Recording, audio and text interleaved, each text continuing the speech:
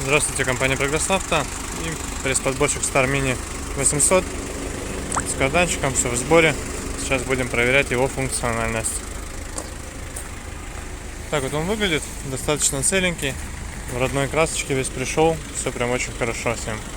Шины почти как новые. Ключи, пожалуйста.